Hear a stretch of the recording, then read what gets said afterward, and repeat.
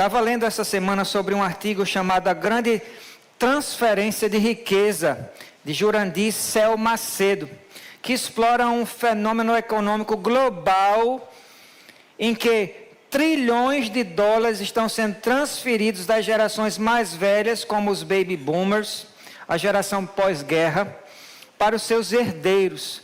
Estudos do banco suíço UBS estimam que até o ano 2030, fica com esse número aí, cerca de 15 trilhões vão ser transferidos em heranças, com projeções de aproximadamente 68 trilhões até 2040. Esse movimento é impulsionado pelo envelhecimento da população e pela acumulação de riqueza ao longo do século XX, especialmente em ativos como imóveis. No Brasil, por exemplo, cerca de 70% da riqueza das famílias está concentrada em patrimônio imobiliário. Uma pergunta agora: você que é pai, você que é mãe, levante sua mão se você é pai ou mãe, levanta a mão. É bom ou é ruim poder deixar uma boa herança patrimonial para os seus filhos e netos? É bom ou é ruim? É muito bom, não é não? É muito bom você ter isso para deixar para os seus filhos, para os seus netos. Mas é muito ruim se dinheiro e imóveis for a única coisa que você puder deixar para eles, e mais nada, só dinheiro e só imóveis, só isso. Meu irmão, é uma herança muito pobre quando o ouro reluz mais do que a fé que você deixou. É muito triste se os únicos bens que seus netos herdarem forem chaves de cofres e apartamentos, e não de joelhos dobrados e olhos marejados pela presença de Deus na sua vida. Apartamentos nas alturas, mas um temperamento que vive no subsolo da paciência. Carros que rugem velozes nas avenidas, mas pedidos de perdão que rastejam sem força pelas vielas da alma. Muito dinheiro no bolso, mas nenhum provérbio escondido no coração, nunca. Nenhum salmo tatuado na memória, nenhum Salmo 23. Presenças impecáveis nas reuniões de negócios, mas ausências gritantes nos aniversários, nos abraços, nas orações, ao pé da cama, como o justo Jó. Lembra disso? O guarda-roupa transborda de roupas de grife, mas a mente ecoa vazia, sem vestígios de sabedoria dos altos céus. Um currículo inflamado de batalhas políticas, mas nenhuma cicatriz adquirida na trincheira do reino, defendendo os valores eternos. Milhas acumuladas em viagens internacionais estilosas, mas poucos passos dados rumo ao altar com os filhos nas mãos e a Bíblia na mesa da sala.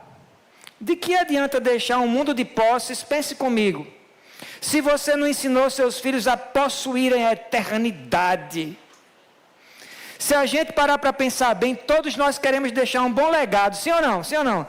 Todos nós, pais e mães, queremos deixar um bom legado. E mesmo que você não seja pai e mãe, você quer deixar um bom legado ao mundo. Se não ao mundo, ou aos nossos pais, e nem à nossa comunidade, então que seja ao menos aos nossos filhos e netos, não é verdade? Ao menos a eles. Mas para isso é preciso a gente plantar, as melhores sementes, porque como disse o grande filósofo Vigílio, os netos colherão os frutos das tuas árvores. Qual tem sido o fruto da sua árvore? 3 frutos da nossa perseverança em Jesus. Esse é o tema da mensagem para você e para mim nesta noite. Eu quero convidar você para abrir sua Bíblia comigo no Evangelho de João. No capítulo 15, a gente vai ler do verso 5 ao 11 na versão ARA. O pessoal da mídia vai jogar a versão aqui no telão. Se você não tiver uma Bíblia, é só acompanhar do telão. Fácil de você achar Mateus, Marcos, Lucas, João, nos Evangelhos. João 15, do verso 5 ao 11. Quem achou diz amém? Amém. Então abra o ouvido do seu coração para ouvir o que diz a santa e santificadora palavra de Deus. Jesus falando: eu sou a videira, e vós os ramos. Quem permanece em mim e eu nele, Esse dá muito fruto, porque sem mim, nada podeis fazer. Se alguém não permanecer em mim, será lançado fora, a semelhança do ramo, e secará. E o apanham, lançam no fogo, e o queimam. Se permanecerdes em mim, e as minhas palavras permanecerem em vós, pedireis o que quiseres, e vos será feito. Nisto é glorificado meu Pai, em que deis muito fruto, e assim vos tornareis meus discípulos. Como o Pai me amou, também eu vos amei. Permanecei no meu amor. Se guardardes os meus mandamentos, permanecereis no meu amor, assim como também eu tenho guardado os mandamentos de meu Pai, e no seu amor permaneço. Tenho-vos dito estas coisas, para que o meu gozo esteja em vós, e o vosso gozo seja completo. No capítulo 11 e parte do 12, Jesus ensina as massas ao povo que era dele, mas como diz a palavra, os que eram seus, o quê? Quem completa? Não o receberam. Que triste constatação, infelizmente. Então, a certa altura do capítulo 12, Jesus para de falar com as multidões e começa a falar com os discípulos dele. Ele concentra a atenção exclusiva nos discípulos dele.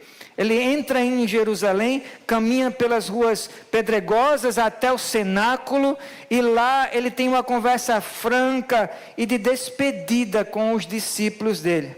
No capítulo 13, ele mostra uma das facetas mais nobres do amor em ação, a humildade, quando ele lava os pés dos discípulos. Lembram disso? Quem lembra? Levanta a mão. No capítulo 14, Jesus conforta o coração desalentado deles com promessas arrebatadoras. Primeiro ele diz assim, olha só, está chegando a hora, eu vou para o Pai, mas não deixe que o coração de vocês fique aflito, porque eu vou preparar um lugar para vocês no céu. E quando tudo estiver pronto, eu vou voltar para buscar vocês, para que estejam sempre comigo, onde eu estiver. E a segunda promessa que Jesus deixa é, quem crê em mim, olha que promessa poderosa, fará também as minhas obras, e outras maiores fará. Aleluia. Quem crê diz amém. Você se percebe fazendo essas obras maiores? Ah não, pastor, quem sou eu? É até difícil de acreditar nisso. Jesus dizendo que alguém vai fazer obras maiores, então tem que ser outro, mas eu não tenho a menor capacidade, certíssimo, nenhuma, nem capacidade, nem dignidade. Por isso que quando Jesus diz, obras maiores você fará, será Jesus em você fazendo, porque Ele em nós é a esperança da glória. Neste sentido, você pode fazer obras maiores, porque é Ele através de você fazendo. Está explicado agora? Sim. Então vamos correr atrás dessas obras. Se você não se apercebe, então se cobre. E diga, Jesus, o Senhor prometeu, eu quero estar inserido entre essas pessoas, quero fazer obras maiores no Teu nome para a Tua glória, e o Senhor através de mim, recebendo mérito. Como Nivaldo fez há poucos minutos. Jesus levou ele a Canes, no tapete vermelho. Era ele andando lá e dizendo, glória a Deus, glória a Deus, glória a Deus, a Ele para a glória para sempre. Seja Ele me levando para Hollywood, para Canes, ou me deixando aqui em Pernambuco. Nivaldo já estava muito feliz antes de ir para Canes, sim ou não, Nivaldo? Mesmo aqui, se sentindo muito realizado, só em comer um pacote de biscoito sozinho. Diga aí. É esse tipo de gente que Deus quer honrar. Seja fiel no pouco, no pacote de biscoito que Ele bota na sua mão. Quem sabe você está a caminho de Cannes, de Hollywood, ou não, ou só com um pacote de biscoito, mas feliz no Senhor, grato, realizado, dando glória a Ele, sempre. Agora aqui no capítulo 15, Jesus está no cenáculo, numa quinta-feira à noite, na última semana do ministério dele na terra, porque no dia seguinte ele vai ser, o quê? Quem lembra? Na sexta-feira, o que é que acontece com ele? Crucificado. Ele se reúne com os discípulos para celebrar a Páscoa e conversar com eles sobre muitas coisas maravilhosas. Nos versos de 1 a 11, especificamente nos versos 5 a 11, que é onde eles se concentra no nosso texto áureo, Jesus fala da relação dele com os discípulos. E mais especificamente ainda, Jesus fala dos frutos incríveis que os discípulos vão poder colher se eles perseverarem nele. O primeiro desses frutos incríveis e também o nosso primeiro ponto, as nossas orações serão respondidas. Repita comigo, as nossas orações respondidas. Que esperança de fazer a gente...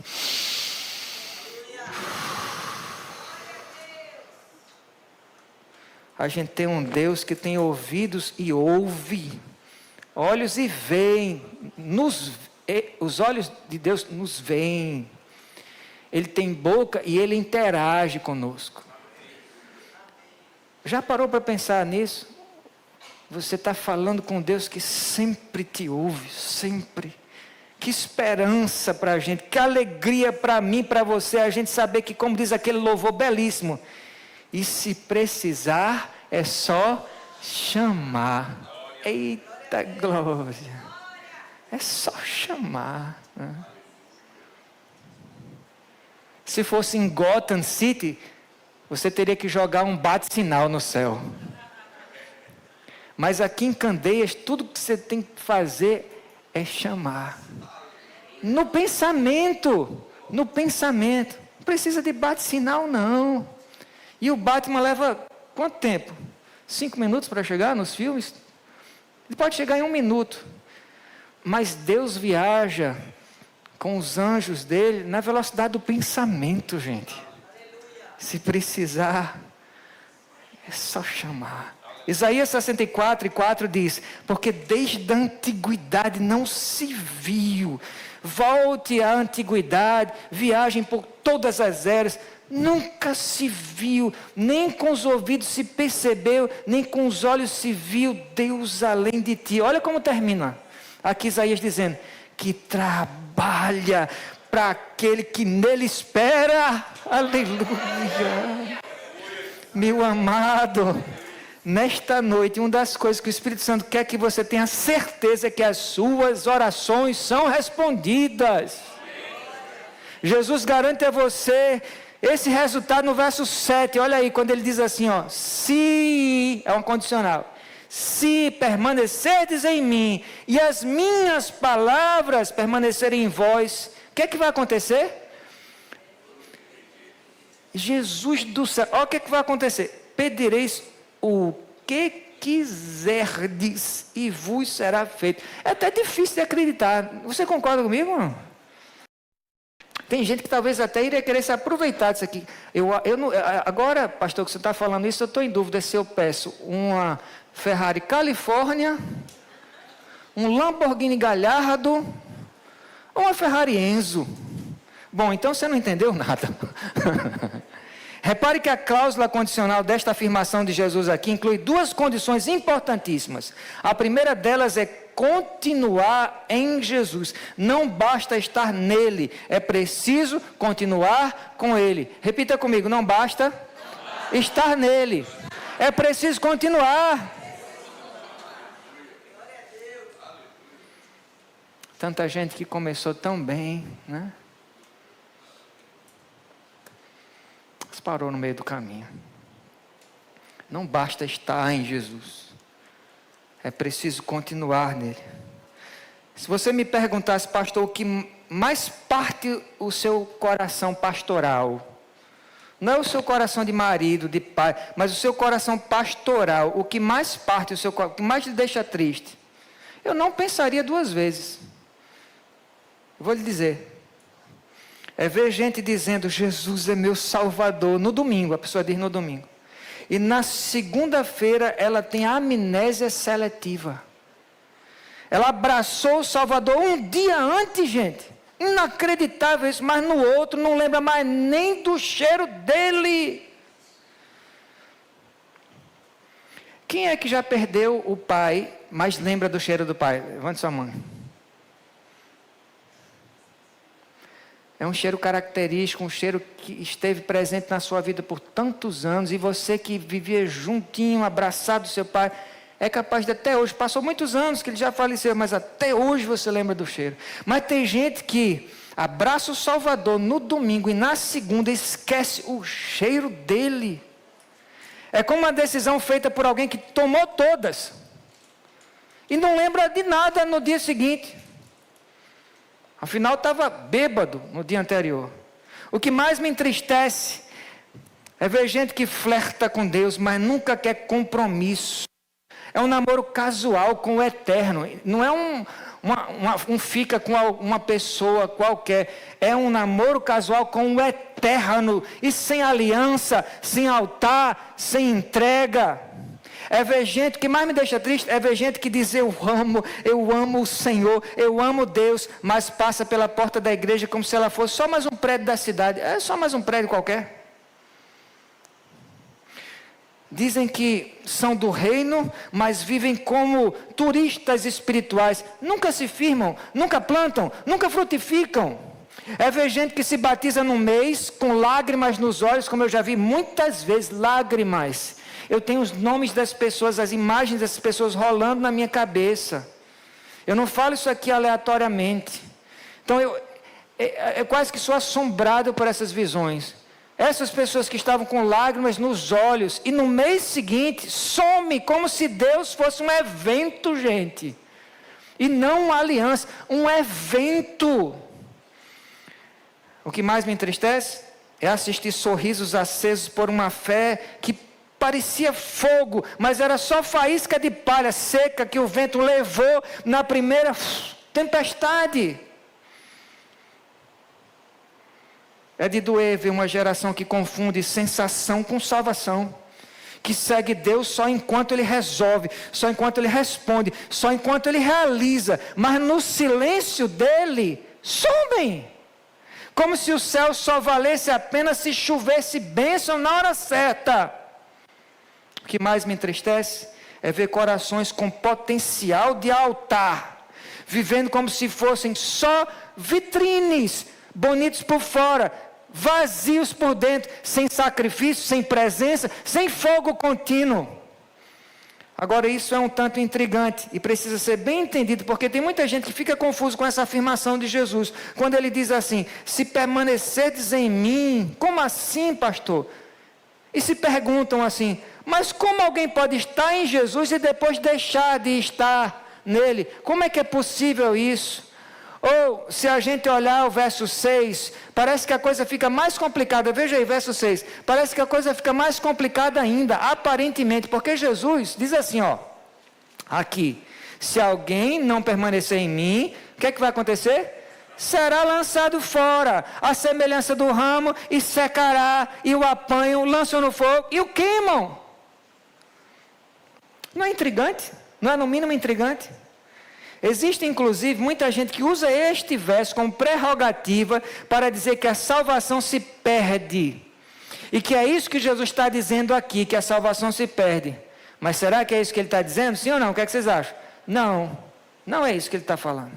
A verdade é que existem duas formas de estar em Jesus. Ou, se você preferir, existem duas formas de estar com Jesus. A primeira forma é estar somente da boca para fora, e a segunda é estar com Ele de todo o seu coração. E somente quem estiver nele ou com Ele de todo o coração permanece com Ele até o fim. Repita para a pessoa ao seu lado aí: somente quem estiver com Ele de todo o coração permanece com Ele até o fim.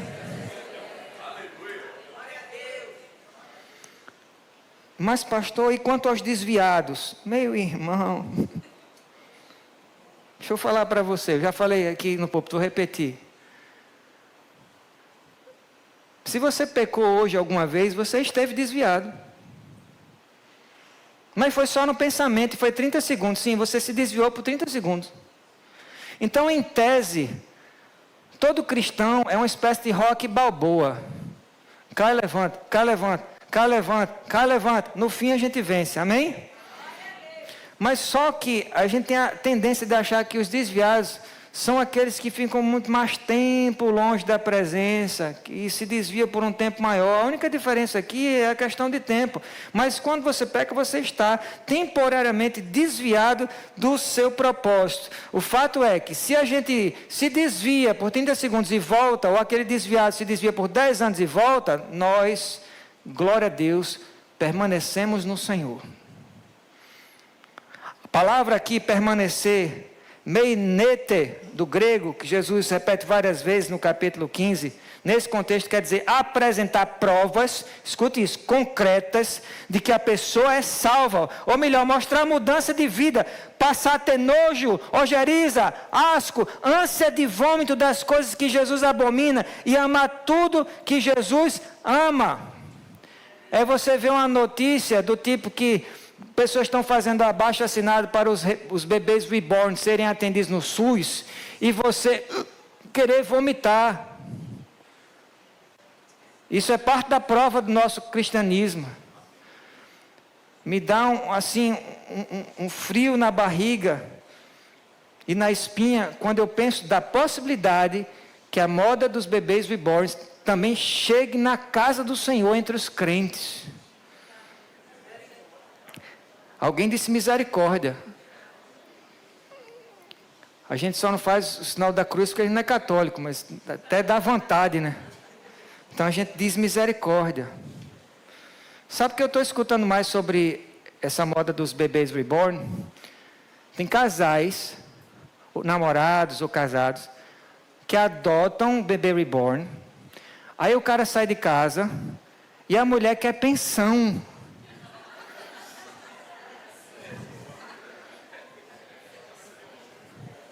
Pode piorar, pastor? Pode. Eu vi um reel de um pastor em que uma irmã subiu no altar, conseguiu enrolar o pastor até o altar, porque ela chegou até o altar com um bebê, o pastor não sabia quem era, para consagrar. Quando o pastor olhou, era um bebê reborn. Para consagrar, gente. Para consagrar. Você já pensou? Meu Deus! Teve um pastor que estava comentando sobre essa moda reborn. Ele acabou o comentário dizendo assim: tirei o meu tubo! É inacreditável, gente. As coisas que Jesus odeia, você odeia também. Você tem tido ânsia de vômito por esse tipo de notícia que você tem lido, tem ouvido, tem assistido? Se você parar para pensar, isso não é um teste tão difícil. Ver se você ama as coisas que Jesus ama ou odeia as coisas que Ele odeia. Não é um teste tão difícil. Mas o que acontece se uma pessoa disser que é cristão, só que tudo o que ela faz, pensa e diz, mostra o contrário do que ela professa, e ela nunca melhora, nem um pouco. O que acontece com uma pessoa que um dia confessou Jesus como Salvador, mas depois abandona a fé e nunca mais volta? O que acontece?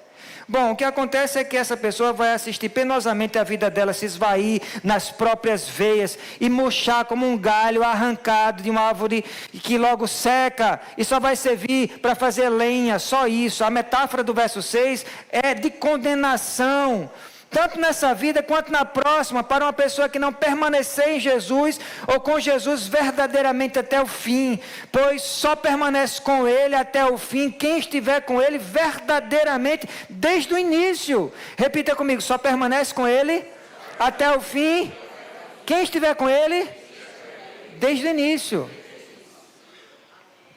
Quem entende de vinho aqui sabe que o vinho, não importa se ele tem 300 anos, 400 anos, ele tem séculos. Ele só é bom se ele for bom desde a origem, não é assim? Não é só o tempo que decide, não é envelhecimento. A qualidade do vinho se dá pela origem do vinho. Só permanece com ele até o fim quem esteve com ele verdadeiramente desde o início. Você já escutou alguém falar: eu já fui evangélico? Levante a mão se você já escutou. Eu já escutei assim, ó. Isso tem sustentação bíblica, isso? Tem ou não? Essa frase é tão ilusória quanto uma nota de R$500. Não existe ex-crente. Se você não sabia disso, saiba disso, não esqueça, mas nunca, enquanto você viver, não existe o tal do ex-crente. O que existe é uma pessoa enganada, iludida, uma pessoa que acredita ser o que nunca foi. E exatamente por isso que não permaneceu em Jesus, porque ela nunca foi crente. Simples assim. Um dia perguntaram ao falecido Dr. Shedd, comentarista da Bíblia Shedd, talvez o maior teólogo que o Brasil já teve. Perguntaram assim: Dr. Shedd, um cristão pode perder a salvação? É uma pergunta que quem sabe você trouxe aqui essa noite. Você se fez, nunca foi respondida essa pergunta, pois está sendo agora. Dr. Shedd responde: bom, se você salvou a você mesmo, você pode perder a sua salvação. Não foi você que se salvou, você pode perder. Por outro lado, se Deus salvou você, se Deus elegeu você desde antes da fundação do mundo, você vai permanecer, porque Deus não muda de planos. Então lembre, meu irmão, a primeira condição para ter as suas orações atendidas de forma especial é estar em Jesus verdadeiramente, pois só quem está nele de verdade continua com ele até o fim. Agora, a segunda condição para que uma pessoa tenha as suas orações atendidas por Deus de forma especial é que as palavras de Jesus, o quê? Permaneçam nela. Meu irmão, que ninguém se engane, nem todos são ouvidos por Deus. Nem todo mundo é ouvido por Deus. E se isso é verdade, então quem são esses pastores de quem Deus não vai ouvir as orações? Não importa o quanto eles orem e orem e orem. Quem são essas pessoas? As pessoas que Deus não vai ouvir são aquelas que falam as suas próprias palavras. Essas pessoas não serão ouvidas por Deus. Mas eu quero dizer em nome daquele que anda sobre os trovões e fala com voz de muitas águas. Quem é esse?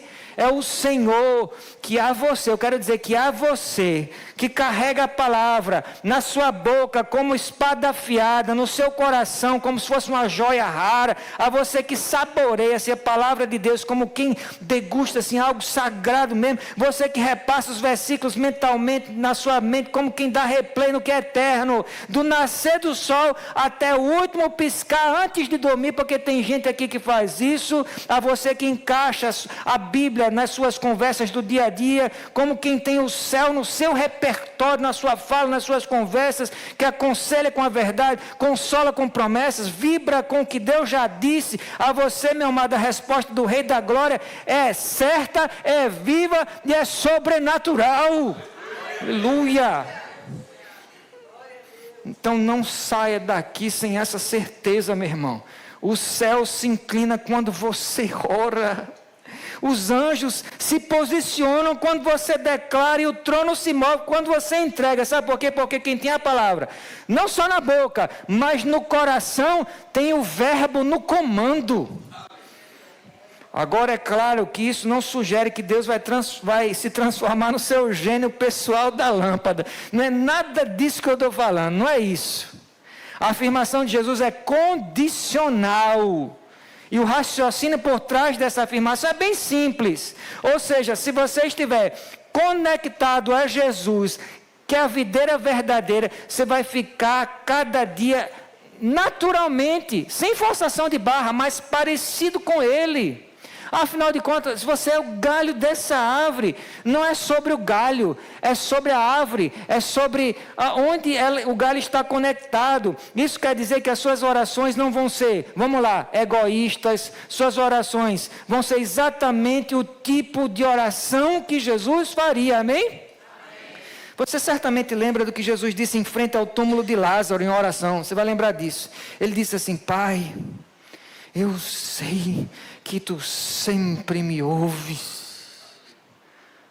Você já disse isso na sua oração? Você sabia que você tem esse privilégio? Se você quiser, se as palavras dele estiverem em você, você pode dizer isso com coragem, com ousadia, com categoria, com fé, com certeza. Deus, do mesmo jeito que Jesus, que o meu mestre disse no túmulo de Lázaro, eu estou falando, eu sei que tu sempre me ouves. Você pode dizer isso também, meu amado. Deus sempre ouviu Jesus em tudo que ele pediu, porque ele e o Pai sempre estiveram sincronizados em pensamento. Sim ou não? Sempre. Quando Jesus orava, ele simplesmente pronunciava a Deus as promessas de Deus. Meu amado, escute isso agora com muita atenção, porque é profético. O homem ou a mulher aqui nesta nave, ou nos assistindo em casa, que mais vai receber resposta de Deus é aquele ou aquela que está mais familiarizado ou familiarizada com as promessas de Deus. Sabe por quê? Porque orar é nada mais do que pronunciar a Deus as promessas de Deus. Orar é dizer a Deus assim, ó, Deus, faça como o Senhor prometeu na tua palavra. Porque Ele é fiel à palavra dEle. 100% de chance de você conseguir receber o que você pede de Deus quando você ora pronunciando as promessas de Deus a Deus.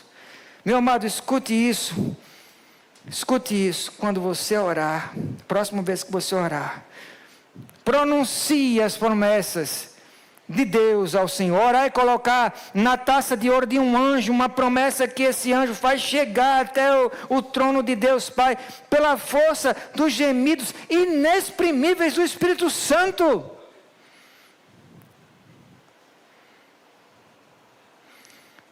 Tem horas que a gente não fala nada e as nossas lágrimas falam tudo. Tem um aspecto da oração ou sobre a oração que é transcendente, que é além das palavras. Você já falou tudo, você não sabe o que dizer, ou você está passando por uma situação tão difícil que as palavras lhe fogem e que você só consegue chorar. Mas o Espírito Santo, ele ora por você com gemidos inexprimíveis, ele intercede por você, e nessas horas o Espírito Santo trata de falar a Deus essas promessas que você não consegue pronunciar com a sua boca, e ele transcodifica, o Espírito Santo transcodifica as suas lágrimas. Se você quer ver todas as suas orações atendidas, diga eu quero. Então persevere com Jesus e ore as promessas de Deus. Não esqueça isso. Quando você for para casa, antes de dormir, se ajoelhar na sua cama, lembre de orar as promessas de Deus, pois Ele zela pela palavra dEle para fazê-la acontecer no tempo dEle. Por isso é importante perseverar até que esse tempo chegue. A questão é até que. Você já desistiu? Está com vontade de desistir? Não importa, não desista. O segundo fruto da nossa perseverança em Jesus e vai aparecer aqui no telão o nosso segundo ponto: as pessoas e nós mesmos temos a prova de que somos de fato filhos de Deus, e Ele será glorificado por isso. E escute mais uma vez o que diz o verso 8, olha só: nisto é glorificado meu Pai, em que deis muito fruto, e assim vos tornareis meus discípulos. Essa declaração de Jesus mostra para a gente, com todas as letras, que produzir fruto não é somente para a glória de Deus, mas é também a maior evidência para a gente mesmo de que somos verdadeiramente discípulos de Deus. Volta e meia eu escuto alguém dizendo assim: pastor, eu estou incomodado, sabe, que eu não tenho certeza que eu sou de Jesus. Ora por mim, pastor, para tirar essa inquietação do meu coração, isso me incomoda demais. Eu não sei se eu sou cristão de verdade, eu não sei se eu sou de Jesus. E eu confesso que é de apertar o coração ver um semblante angustiado de uma pessoa que tem dúvidas sobre a própria salvação. Tem dúvida se é salvo, ter dúvida se é salvo ou não, é viver uma angústia torturante, você concorda? Imagina você viver assim. A certeza do nosso próprio interesse por Jesus e da nossa segurança de vida eterna é um privilégio mais sublime da vida espiritual, meu irmão. Não existe coisa pior do que incertezas nas questões referentes à nossa alma, meu amado. Você quer saber por que muitos cristãos não conseguem encontrar consolo e são sufocados pela dúvida ou pelo o medo da jornada deles até o céu? Você quer saber? As palavras de Jesus no verso 8 oferecem resposta a essa pergunta. Ou seja, se um cristão olha para a própria vida e não vê muito fruto, logo ele sabe que não anda glorificando muito a Deus, e daí ele começa a duvidar da fé que ele professa ter. Isso acontece cedo ou tarde com qualquer cristão que não luta com unhas e dentes contra a própria carne, para seguir andando como um discípulo aprovado por Deus em tudo que faz, em tudo que vê e nas próprias conversas. Não é de se admirar que não consigam encontrar paz. O fato é que Deus uniu a paz de espírito, escute isso, a santidade. A paz de espírito está diretamente associada à santidade. Elas andam de mãos dadas. A paz de espírito disse à santidade: quer casar comigo? E a santidade respondeu: sim, eu quero. E o que Deus uniu, a gente não tem como separar. Foi o próprio Deus que uniu a paz de espírito à santidade. Você quer colher paz de espírito, meu amado? Quem quer diz amém? Amém. Semeie obediência aos mandamentos de Jesus. Além de colher paz, você vai ter a prova de que você está enraizado nele, de que você continua no amor dele. Ele diz no verso 10, se guardardes os meus mandamentos, permanecereis no meu amor. Meu amado, quando você tem consciência de estar obedecendo ao máximo que pode os preceitos de Jesus, você experimenta o amor dele na sua alma, e muitos ao seu redor vão ver isso e vão dar glória a Deus. Certa vez, um evangelista conta que durante o encontro evangelístico, uma moça confessa para ele assim: é muito difícil para mim amar a Deus, é tão difícil. Então o evangelista pergunta para ela: me responda, é muito difícil para você amar a sua mãe? Você teve que aprender a amar a sua mãe? Daí ela abaixa a cabeça, envergonhada, e depois ela levanta a cabeça, ela olha com os olhos marejados o evangelista, e ela diz: não Senhor, eu não tive que fazer nenhum esforço para amar minha mãe, eu amo a minha mãe espontaneamente. Não é assim que acontece em relação aos nossos pais? Daí o evangelista responde: quando o Espírito Santo acende a chama de amor no seu coração, você não consegue não amá-lo, é espontâneo, meu irmão. Se Jesus acendeu, se foi ele, se não foi o seu emocionalismo, se foi ele acendendo a chama do seu coração, o seu amor é espontâneo. Nessa noite eu creio que o Espírito Santo está acendendo e alimentando chamas do amor em muitos corações aqui. É o que eu quero crer. Só quem crê diz amém. O amor de Jesus em você, meu irmão, vai te compelir a cumprir os mandamentos dele. E ao passo em que você imitar o caráter de Jesus, obedecendo às ordens dele, do mesmo jeito que ele obedeceu ao Pai, o nosso Deus Trino recebe toda a glória.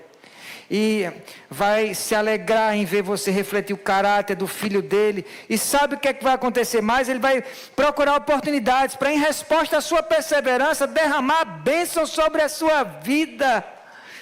O terceiro e último ponto, e último fruto da nossa perseverança em Jesus, que a gente vai ver no nosso texto, é que a nossa alegria transborda. Repita comigo: a nossa alegria transborda.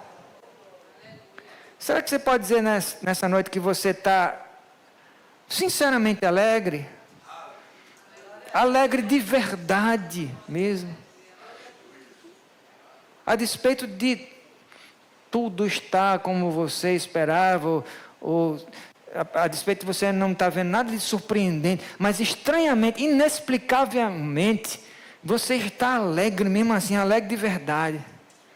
Ao ponto de quem conhece a sua história de perto pensar até que você está meio tantão. Como é que pode estar acontecendo um bocado de coisa errada e tu ainda está alegre assim? Não tomaste teu Rivotril não, foi? E daí você diz: não se trata disso. É que minha alegria não está no exterior, não depende do que me acontece. A alegria mora dentro de mim. A alegria está sentada no trono do meu coração. Essa alegria tem nome. O nome dele é Jesus. A sua vida de amor em Deus produz alegria, meu irmão. E essa alegria não é uma alegria fake, não é uma alegria virtual, não é uma alegria do tipo que a pessoa tenta experimentar com postagens constantes nas mídias sociais. Ainda tem um número certo de postagens, segundo o algoritmo do Instagram, que você tem que postar por dia. Então, muitos tentam seguir esse número exatamente como ele é sugerido. Então sua alegria não está nisso aí, na ingênua tentativa de eternizar momentos com ensaios de caras e bocas e tudo mais para captar aquele clique perfeito da câmera. Vidas compartilhadas com o público infinito das redes sociais, no desejo real de sentir a alegria que às vezes só existe nas fotos. Porque você conhece a vida daquela pessoa que está postando aquelas fotos ali. Você sabe que não é bem assim. Aliás, é muito diferente do que aquelas fotos estão mostrando. Uma curtida aqui, um comentário legal ali, dois emojis de coração acolá. Isso até que dá um suspiro de alegria em muita gente. Mas é que nem chocolate e batom garoto. Só dura 3 mordidas. Que chocolate gostoso. Não. Mas dependendo do tamanho da sua boca, só dura uma mordida. É ou não é assim? E ainda que você tente fazer como eu quando era criança, eu era mais esperto. Eu só lambia o chocolate, né? Para ver se ele durava eternamente. Eu só lambia, nem mordia. Quem já fez isso também? Levanta a mão. Olha, gente esperta. Né? Mas não adianta. Ele acaba, não acaba? Você pode lamber, mas... É feito danoninho também. Gostoso demais. Vale por um bifinho. Né? Uma colher de chá, aí dura umas 4 colheradas. Se você usa outra colher, a maiorzinha, como é que chama de sopa, é? Não. Sobremesa, né? Aí é 2. Se a de sopa, que é aquela gigante, parece uma pá, né? Aí acabou, é um só. Eu tentava ser esperto, virava a colher, usava o cabo e mergulhava assim o cabo. E lambia. Mas esse tipo de alegria, como é uma alegria humana, como é a alegria, eu vou batizar agora, está me vindo esse nome agora, alegria danoninho, uma hora acaba, muito rápido. E parece que os produtores fazem de sacanagem, desse tamanho assim, né? Talvez para a gente encher a nossa geladeira dessa alegria, mas você pode colocar uma grade, assim, 2, 3, acaba. Isso me lembra de uma mania que eu tinha, talvez por isso que eu esculhambei minha taxa glicêmica, perdi minha vesícula, por causa dessas esculhambações. Eu era professor, antes de ser pastor, e era professor não só de ensino médio, mas de ensino fundamental. E criança, as mães das crianças gostam de dar de presente para os professores na época da Páscoa o quê? Como era mais barato naquela época, eu ganhava cada ovo gigante, assim, vários, assim. Eu chegava em casa meio que equilibrando aqueles ovos, assim. E aí, bastava eu entrar em casa, eu queria quase que mergulhar assim, naqueles ovos. E eu tentava, eu juro que eu tentava comer todos os ovos no mesmo dia. Já pensou? Eu era doido por chocolate. Mas eles acabavam. Eu descobri que não importa o tamanho ele pode ser desse tamanho, mas ele acaba, é como qualquer alegria humana, meu irmão. Você sabe disso tanto quanto eu. E nessas alegrias, você lasca a sua taxa glicêmica, você perde a sua vesícula, como aconteceu comigo. Você se quebra procurando alegrias humanas e tentando encontrar a grande realização da sua vida, o propósito da sua vida, a felicidade máxima nessas alegrias dessa terra. Pode ser danoninho, pode ser batom, pode ser ovo. Agora, para você comprar, tem que vender seu carro, né? Um ovo de chocolate. Aí é tristeza na alegria, né? Muitas vezes a alegria dura somente até ver o próximo feed, outros sorrisos forçados, com filtros melhores até, filtros pagos, né? Que são bem mais convincentes esses filtros pagos. E nesse ritmo muitos vão alimentando 2 ilusões. Primeira ilusão, que é assim que se encontra a alegria. O mundo vai nesse ritmo, é assim que se encontra a alegria. E a segunda ilusão, que a alegria veio para morar num perfil que com certeza não é o nosso perfil, é o perfil dos outros, porque o meu perfil não está nada alegre, não estou alegre, não consigo nem fingir, mas os dos outros, o perfil mora, a alegria mora nesses perfis. Será?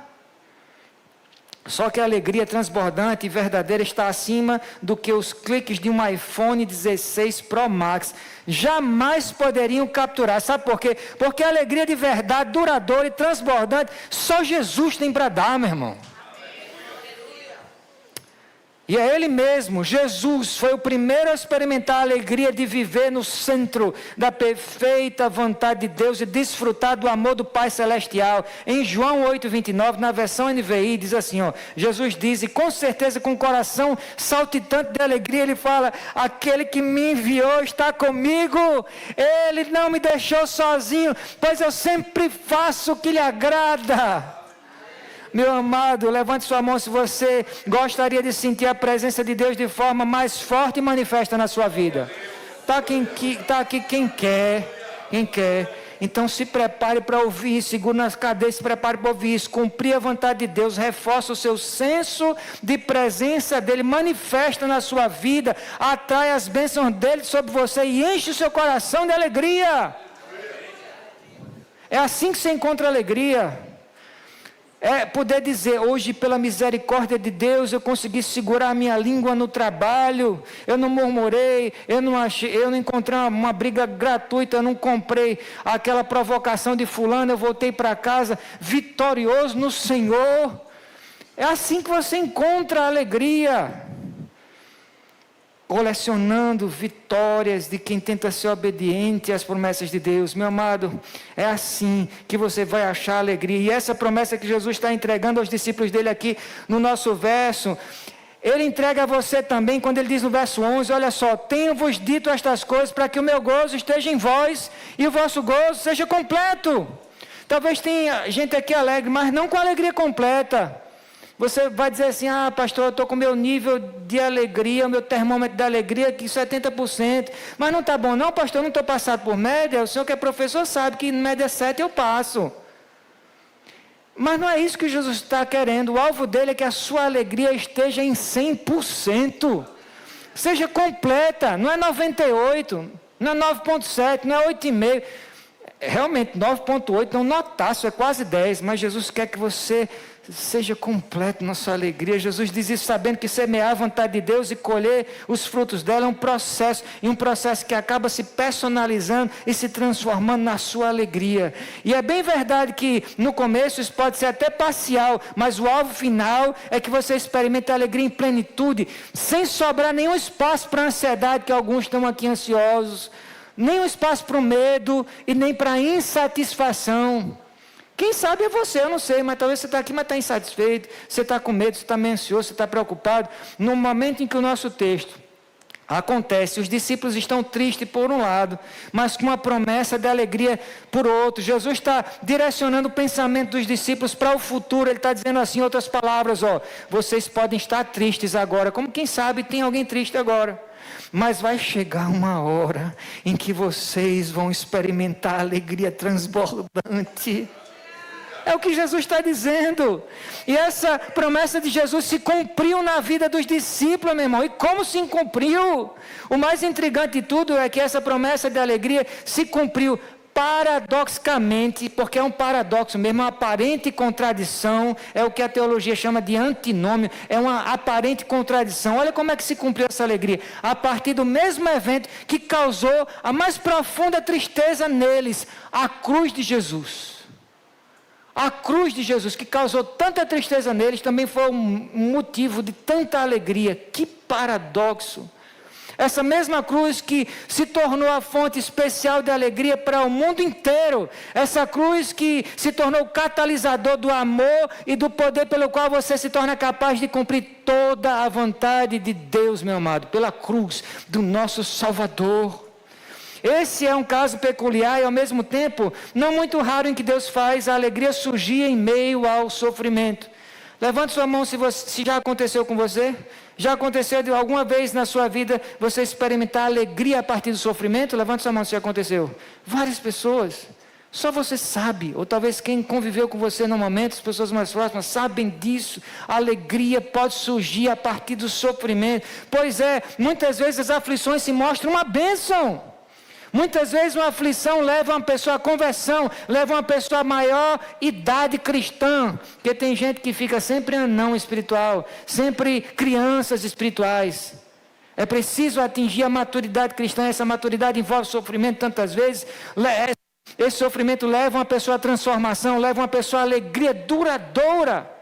Mas acontece que, infelizmente, existem pessoas que se esquivam de Jesus, achando que abraçar a fé cristã vai afugentar toda a chance de alegria que elas possam ter na vida. Que ser chamado de cristão, que ser chamado a ser um cristão é vestir um semblante triste, sempre sério, sempre espartano. Não é assim?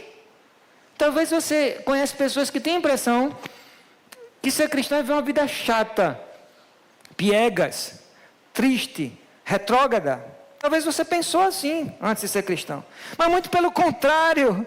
O cristão corre cada vez para mais perto de Jesus, sabendo que Deus pode transpor as mais nuvens negras de tristeza inevitáveis da vida com a alegria que vem do céu, meu irmão. Meu amado, a sua aproximação de Jesus e a sua perseverança nele, no meio do problema, traz alegria. Então persevere. Está com problema agora, está com desafio agora, está preocupado agora, persevere. Porque a sua perseverança no meio do problema traz alegria. Fique firme. Se você estiver encarando, seja lá qual for o tipo de desafio, fique firme. Você pode estar ansioso agora, cabisbaixo agora, desanimado agora, chorando agora, mas vai haver uma manhã, diz a palavra, em que você vai sorrir. Está demorando muito, pastor. Tenho chorado tanto. Mas há uma promessa de Deus, que um dia, uma manhã, não sei qual, você vai sorrir, meu irmão. Pode crer no que você vai ouvir agora, meu irmão, porque é Deus falando para você. Os desafios que eu permito na sua vida não são para te destruir, mas para te ajudar a decidir as suas metas. Tem gente que não consegue nem fazer meta, e é preciso que Deus sacuda, e é desse jeito que Ele faz que você desperte para as suas metas. A sua dor é por enquanto, diz o Senhor para você nesta noite. Como um primo meu costuma dizer, toda dor é por enquanto, e o meu primo está certo, sabe por quê? Porque o dia se aproxima em que sua alegria será mais do que transbordante, ela será perfeita, e a tristeza vai se tornar obsoleta. Quem crê diz amém? Certa vez, falando sobre isso, o teólogo britânico Joseph Parker fez um comentário que eu achei que ilustra essa afirmação perfeitamente. Ele diz assim, pegue um dicionário, não sei se você já teve essa experiência na escola, se já aconteceu com você. Pegue um dicionário antigo e vez por outra você vai encontrar uma palavra sublinhada no dicionário. Ao lado dessa palavra, escrito numa nota entre parênteses, está dizendo assim, obsoleta. Meu amado irmão, do mesmo modo, um dia Deus vai tornar a tristeza uma palavra obsoleta.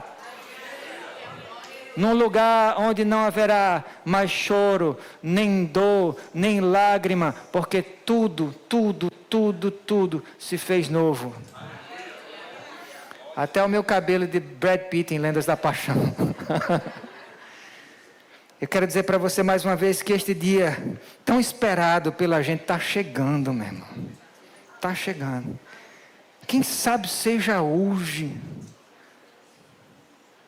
Se põe no lugar de Deus, olhando para a terra. Hoje a moda são os bebês reborn. Amanhã qual vai ser? Até onde Deus vai aguentar olhar para a terra e deixar a coisa ir sem que Ele volte? A minha impressão é que está muito perto. A sua também? A paciência do Senhor está acabando. Esse dia está chegando, o dia em que Deus vai eliminar a palavra tristeza de vez do seu dicionário, porque Jesus vai fazer novas todas as coisas. Jesus está voltando, meu irmão. É esse tipo de pregação que está faltando nos púlpitos, mas aqui a gente vai repetir isso. Jesus está voltando. E nesse dia em diante, no dia em que Ele voltar, você vai estar para sempre com Ele. E tem várias pessoas que você quer rever, pessoas dessa igreja que já estão lá. Eu quero rever as minhas ovelhas, pessoas queridas, amadas. A gente vai se rever e estar para sempre junto. Só que dessa vez num lugar realmente perfeito, onde Ele enxugará dos olhos toda lágrima. Eu quero fechar a nossa mensagem com uma profecia de Deus sobre a obsolescência e morte da tristeza. Porque esse texto é sobre isso. E o reino da perfeita alegria em Isaías 35. Um dos capítulos mais reconfortantes e emocionantes do livro de Isaías. Tem vários capítulos de Isaías que são arrepiantes, mas esse aqui é um dos mais. Fantástico. Eu vou ler os versos na versão NVT. Prepare seu coração para ouvir essa profecia, é de arrepiar a alma. Isaías 35, a partir do verso 1, diz assim, ó. As regiões desabitadas e o deserto exultarão. A terra desolada se alegrará e florescerá como o alçafrão. Haverá muitas flores, cânticos e alegria. Os desertos se tornarão verdes, como os montes do Líbano, belos como o Monte Carmelo e a planície de Saron. Ali o Senhor mostrará a sua glória, o esplendor do nosso Deus. Fortaleçam os de mãos cansadas, apoiem os de joelhos fracos, digam aos de coração temeroso, sejam fortes e não temam, pois seu Deus vem para vingar-se de seus inimigos, Ele vem para salvá-los. Quando Ele vier, abrirá os olhos dos cegos e os ouvidos dos surdos. Os aleijados pularão como o cervo e os mudos cantarão de alegria. Fontes brotarão no deserto e os rios correrão na região desolada. O solo ressecado se tornará um açude e a terra sedenta mananciais de água. O capim, a cana e o junco florescerão onde antes viviam os chacais do deserto. Um caminho largo atravessará a terra antes desabitada e será chamado caminho de santidade. Os impuros jamais passarão por ele. Será somente para os que andam nos caminhos de Deus. Os tolos jamais andarão por ele. Ao longo desse trajeto, leões não ficarão à espreita, nem qualquer outro animal feroz. Não haverá nenhum perigo. Somente os redimidos andarão por ele. Agora escute o final. Os que foram resgatados pelo Senhor. Ou seja, você, esses, entre eles você, voltarão, entrarão cantando em Sião, coroados com alegria sem fim. A tristeza e o lamento desaparecerão e eles ficarão cheios de alegria e de felicidade. Aleluia, glória a Deus. Amém, Jesus. É sobre isso, meu irmão. Esse texto é sobre a obsolescência, a morte, o sepultamento da tristeza. Esse dia vai chegar. Está chegando, está às portas. E a partir deste dia para sempre, sua alegria vai ser perfeita. Um vislumbre disso você pode ter aqui. Se as palavras dele estiverem em você e permanecerem em você. Então permaneça no Senhor, meu irmão.